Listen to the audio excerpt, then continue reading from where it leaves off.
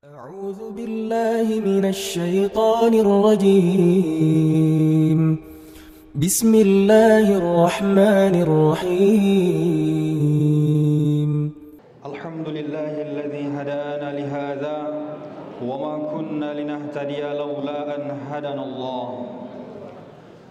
وأشهد أن لا إله إلا الله وحده لا شريك له وأشهد أن محمدا عبده ورسوله اللهم صل وسلم وبارك على سيدنا محمد وعلى آله وصحبه أجمعين أما بعد عباد الرحمن فإني أوصيكم ونفسي بتقوى الله المنان القائل في كتابه القرآن أعوذ بالله من الشيطان الرجيم وقضى ربك ألا تعبدوا إلا إياه وبالوالدين إحسانا إما يبلغن عندك الكبر أحدهما أو كلاهما فلا تقل لهما أف ولا تنهرهما وقل لهما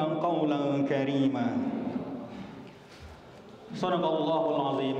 Hadirin jamaah Jumat yang dirahmati Allah Subhanahu wa taala. Teman-teman siswa-siswa yang saya hormati, tentu mari sama-sama kita mendengarkan khutbah ini secara khidmah, karena memang salah satu bentuk akhlak yang baik itu adalah mendengarkan khotib secara khidmah. Bahkan ada riwayat yang mengatakan siapa yang berbicara bukan urusan akhirat di masjid, maka seluruh amal baiknya akan dihapus selama 40 tahun. Maka barangkali kita sama-sama mendengarkan dan menjalankan rukun khutbah kita, rukun Jumat kita ini, mudah-mudahan ini bisa menjadi bentuk usaha kita untuk meningkatkan ketakwaan di hadapan Allah Subhanahu wa taala. Mari kita senantiasa meningkatkan ketakwaan kita kepada Allah Subhanahu wa taala. Yang sama-sama kita ketahui, kita menjalankan segala perintah Allah dan menjauhi segala larangan Allah Subhanahu wa taala. Hadirin jamaah Jumat yang dirahmati Allah Subhanahu wa taala. Salah satu wujud nyata dari ketakwaan kita atau ikhtiar kita untuk meningkatkan ketakwaan kepada Allah Subhanahu wa taala oleh agama mengajarkan kepada kita untuk berbakti kepada orang tua kita secara ihsan. Sekali lagi, untuk meningkatkan ketakwaan kepada Allah Subhanahu wa taala, agama mengajarkan kita semua untuk berbakti kepada kedua orang tua kita secara ihsan. Perintah untuk berbakti kepada orang tua secara ihsan itu sama-sama kita ketahui, sebagaimana khotib telah bacakan tadi di dalam Quran surah Al-Isra ayat 23, wabil walidaini ihsana. Terhadap kedua orang tuamu hendaklah engkau berbakti secara ihsan. Apa maksud ihsan ini? Ayat ini menunjukkan betapa pentingnya berbuat baik kepada orang tua. Itu bukan hanya sebagai kewajiban sosial kita, tetapi juga sebagai perintah langsung dari Allah Subhanahu wa taala. Akan tetapi kita perlu mempertanyakan apa sebenarnya makna ihsan. Dalam sebuah hadis Nabi Muhammad SAW menjelaskan bahwa ihsan itu adalah anta'budallaha ka'annaka tarahu fa illam takun tarahu fa innahu yaraka. Ihsan itu engkau menyembah Allah seakan-akan engkau melihat Allah. Jika engkau tidak mampu melihat Allah, tetapi pasti Allah melihat engkau. Namun dalam konteks berbakti kepada kedua orang tua, ihsan itu adalah memiliki makna kita berbuat baik kepada orang lain, tak peduli apa yang dilakukan oleh orang lain itu kepada kita. Ihsan berarti berbuat baik kepada orang lain tanpa peduli bagaimana orang tersebut memperlakukan kita. Dengan kata lain, kebaikan kita tidak bergantung kepada sikap orang lain. Inilah yang Allah perintahkan dalam Quran surah Al-Isra tadi. Tidak peduli bagaimana orang tua kita, baik dia itu orang tua yang mungkin terkadang tidak baik, tetapi kita tetap diwajibkan berbakti kepada mereka secara ihsan. Hadirin jamaah Jumat yang dirahmati Allah Subhanahu wa taala. Dalam Islam itu berbuat baik itu banyak terminologinya. Salah satunya tadi ihsan. Ada juga yang disebut dengan mukafaah. Mukafaah itu adalah artinya saling balas membalas. Misalnya, kalau ada orang yang berbuat baik kepada kita, lalu kita membalas kebaikan yang setara, maka itu disebut dengan mukafaah. Tetapi ihsan berbeda. Ihsan itu kita tidak menunggu balasan atau perlakuan orang lain kepada kita, tetapi kita memulai untuk berbuat baik. Sekalipun orang itu mungkin berlaku buruk kepada kita, tetapi ihsan itu mengajarkan kita tetap berlaku baik kepada mereka. Demikianlah berbakti kepada kedua orang tua. Dalam banyak kesempatan kita mengetahui ada sebagian orang tua yang menelantarkan anaknya.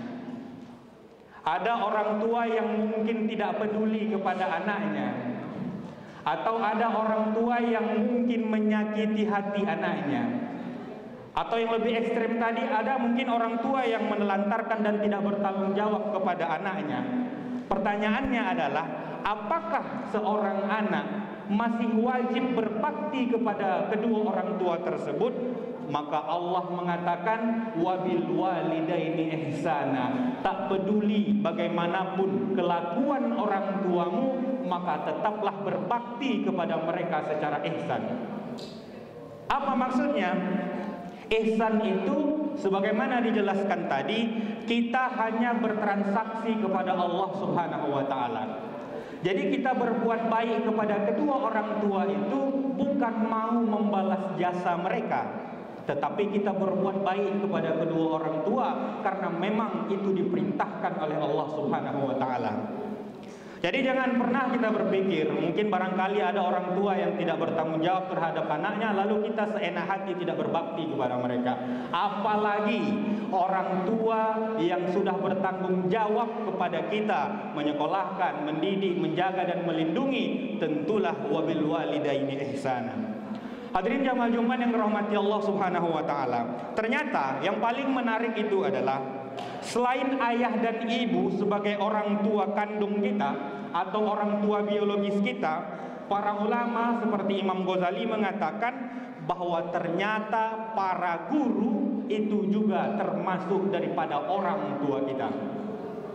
Sekali lagi, bukan hanya orang tua kandung yang melahirkan kita. Menurut Imam Al-Ghazali, para guru juga termasuk orang tua kita yang harus kita hormati. Kenapa demikian?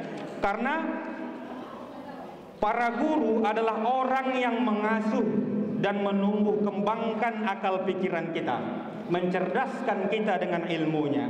Padahal akal adalah salah satu aspek penting dalam kehidupan. Guru membantu kita memahami ilmu, membimbing kita dengan kebenaran dan menjaga pikiran kita dari perbuatan salah. Maka demikian, guru juga memiliki hak untuk dihormati dan dipatuhi sebagaimana kedua orang tua secara ihsan, dengan catatan selama perintah atau suruhan dari orang tua dan guru itu tidak bertentangan dengan ajaran agama kita.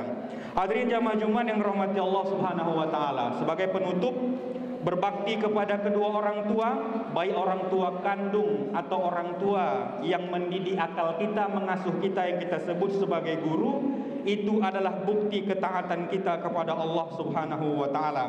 Kebaikan yang kita lakukan kepada mereka harus dilakukan dengan ihsan, tanpa peduli bagaimana mereka memperlakukan kita. Marilah sama-sama kita merenungkan kembali bagaimana sikap kita terhadap orang tua dan guru selama ini. Apakah kita sudah memenuhi kewajiban kita kepada mereka untuk berbakti dan sebagainya? Jika belum, maka sekaranglah saatnya untuk memperbaiki sikap kita. Yang terakhir adalah para ulama itu menjelaskan ada dosa yang apabila kita kerjakan hukumannya akan terjadi di akhirat. Tetapi ternyata ada dosa apabila kita lakukan hukumannya langsung diberikan Allah di dunia dan di akhirat juga menanti kita.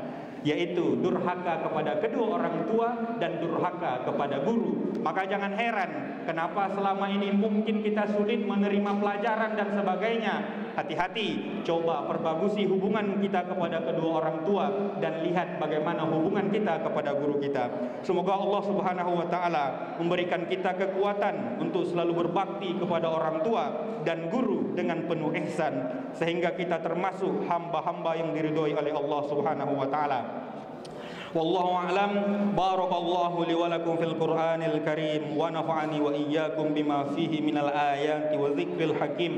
Wa taqabbalallahu minni wa minkum tilawatahu innahu huwas samiul alim wastaghfiruhu innahu huwal ghafurur rahim.